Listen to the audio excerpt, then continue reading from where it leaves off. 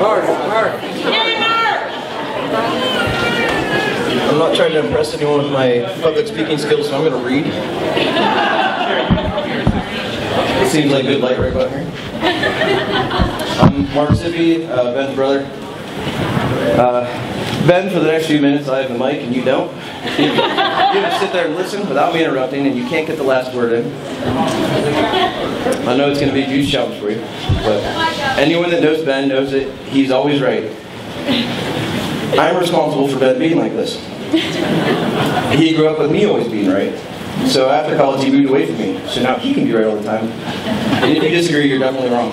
I'm sure everyone's heard the jokes about the wedding advice that says that you can be happy or you can be right type thing. Well, I'm going to switch that up for Tina for a little bit that says you can marry my brother or you can be right. Although I have seen Ben admit that he was wrong and Tina was right. Twice. So, good job, Tina. He's a work in progress.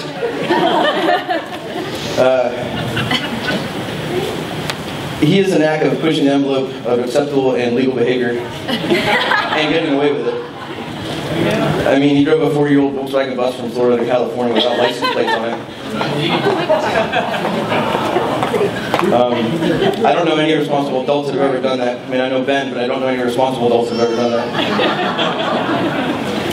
It broke down a few times, but he made it. He has some great stories from it. His favorite were from when it broke down, actually. Another example, many years ago, he got caught snowboarding without buying a lift ticket.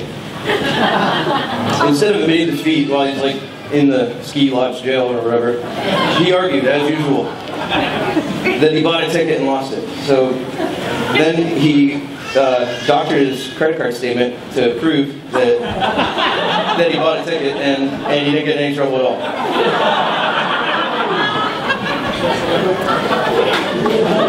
That's a long story though, but that's the overview. Like you said, he's a work in progress. He doesn't do quite as many stupid things anymore, or at least he's scaled them down to a more socially acceptable level. He's always been a party planner. I think he missed his true calling as a cruise director. It made my best man duties very easy. I didn't have to plan anything. I'm just along for the ride. I do what I'm told, and then they give me the mic to publicly pick on him for a little while. The bachelor party, for example, he planned everything. I just showed up. So even though that Tina is incredibly organized, amazingly incredibly organized, she should leave the event planning to Ben because he always figures out a way to make it so epic.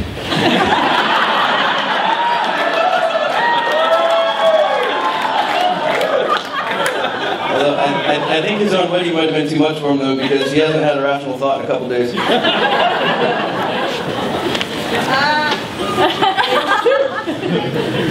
I did discover a weakness of Ben's at his bachelor party though. After a long day of drinking and watching WV football, we tried to hail a cab, and a black Escalade professional driver got pulled up and asked where we were going. We told him, and he said he'll do it for $16. Ben insisted he do it for $20. I shook my head and got in the car.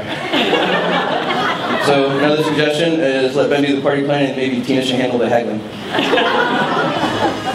Although I have to admit, no one was thinking straight at that point. In fact, Ben and Adam Hall, other groomsmen, like during the football game, it was kind of weird. That's another very long story. Growing up, Ben and I pretty much hated each other. We were only 18 months apart, but we're pretty different. Physically, he was tall and thin with good eyesight, and I had terrible eyesight, and I was short, and I think stocky was the word Mom used. Anyway, one thing we do have in common is we were both very competitive, and being so close in age caused more than a few disagreements. We got in a fist fight every single day, I think. A common phrase at our family functions was, Ben and Mark are fighting again. But as we got older, it got a little better, but then something amazing happened. You went to college. Since then, we haven't lived in the same city and we've been like best friends. We only see each other a couple times a year and get along great, besides the late night blacked out arguments that we can't remember anyway.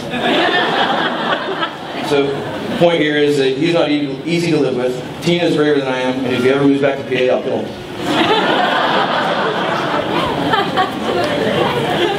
Ben used to always be chasing girls, and then I heard he was actually dating one for a while. I don't remember the exact conversation because it was probably after a long day of drinking, but he pretty much said that there was one girl for him and he found her. The first time I met Tina, I said to Ben, "She is really cool. What is she doing with you?" He didn't have an answer. The next time I saw Tina, I said, "You're really cool. What are you doing with Ben?" She didn't have an answer either. Years later, here we are, now we know the answer that neither one of them could come up with back then. He tricked her. He used smoke and mirrors and a flash mob to publicly trick her into saying yes.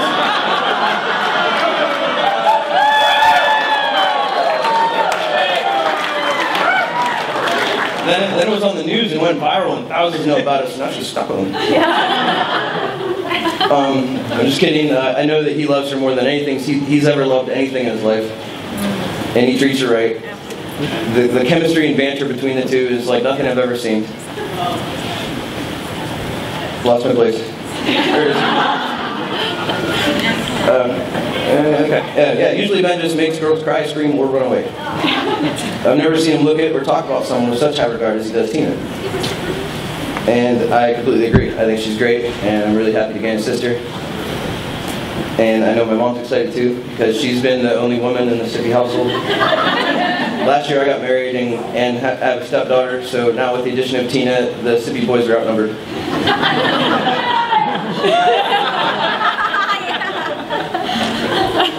And we all can't wait for them to start popping out 6-foot-tall blonde Korean babies.